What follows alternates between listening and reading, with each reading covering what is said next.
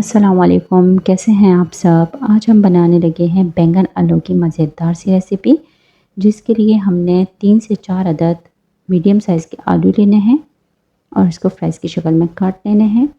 इसी के साथ हम लेंगे लंबे वाले बैंगन और उस बैंगन को हमने 4 पीसीस में काट लेने हैं। याद रखिएगा, अगर बैंगन ज़्यादा मोटे साइज़ में है तो आपने इसको 5 से 6 पीसीस में भी आप काट सकते हो। बस इतना याद रखिएगा कि ज़्यादा पतले ना काटें। इसके लिए अब हम स्पेशल मसाला बनाएंगे। हमने 1 से 1.5 टेबल स्पून भुना हुआ साबुत धनिया लेना है, साथ में 1 टेबल स्पून ज़ीरा और 2 से 3 अदद साबुत लाल मिर्च। इसी के साथ अब हम ऐड करेंगे अजवाइन, बिल्कुल 1 चुटकी अजवाइन लेना है। अजवाइन ज़्यादा हम ऐड नहीं करेंगे।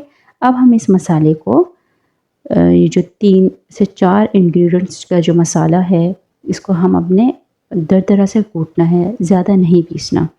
कुछ इस फॉर्म में होगा ये मसाला, आप चेक करें, बिल्कुल दरदरा सा है। इसमें अब हम 1 चाय का चम्मच अमचूर पाउडर ऐड करेंगे और साथ में हस्बे ज़रूरत नमक डालेंगे। जितना आपको चाहिए उतना नमक डालना है।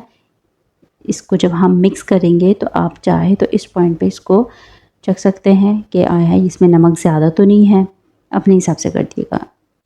बैंगन फ्राई करने के लिए तेल गरम हो चुका है। अब हम इसमें बैंगन डालेंगे और चम्मच की मदद से हमने आगे पीछे दोनों साइड से बैंगन को पकाना है, जलाना नहीं है। ये प्रोसीजर जो है हमने मीडियम टू लो फ्लेम पे करना है, हाई फ्लेम पे नहीं करेंगे वरना बैंगन जो है जल जाएंगे।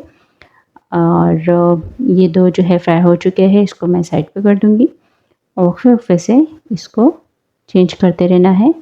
कमेंट में ज़रूर बताइएगा कि ये रेसिपी आप लोग को कैसे लगी है और घर में लाज़मी एक मरतबा बना के अपने घर वालों को खिलाएं, ताकि वो भी आप लोग की वाह वाह करे कि वाह क्या रेसिपी बनाई है। बहरहाल ये बैंगन फ्राई हो चुके हैं, अब हमें इसको साइड पे कर देंगे। अब बाकी के बचे बैंगन भी इसी तरीके से पकाना है, मीडियम टू लो फ्लेम पे, ज़्यादा हाई फ्लेम पे नहीं पकाना वरना तो ये बैंगन जल जाएंगे और जब बैंगन जल जाएंगे तो इसमें कड़वापन आएगा। हमने इसको जलाना नहीं है, सिर्फ हल्की आंच पे दोनों साइड से फ्राई करने हैं हल्के फुल्के। ये बैंगन भी ऑलमोस्ट फ्राई हो चुके हैं, अब इसको मैं साइड पे निकाल दूंगी और अब इसी ऑयल में हमने फ्राइज़ भी पका देने हैं। आलू हम इसमें डालेंगे, ये फ्राइज़ भी रेडी हैं। अब हम इसको डिश आउट करेंगे। जो स्पेशल मसाला हमने बनाया था अब हम वो छिड़केंगे इस पर, ज़्यादा नहीं छिड़कना, नॉर्मल। अब ये फुल एंड फाइनल हो चुकी है हमारी रेसिपी। हमने साथ में इसके थोड़ा बहुत जो है वो रायता बनाया है, वही मसाला जो एक्स्ट्रा है वो बनाया है और थोड़े से पापड़ बनाया है। ये रेसिपी अच्छी लगी तो कमेंट में ज़रूर बताइएगा। अल्लाह हाफ़िज़।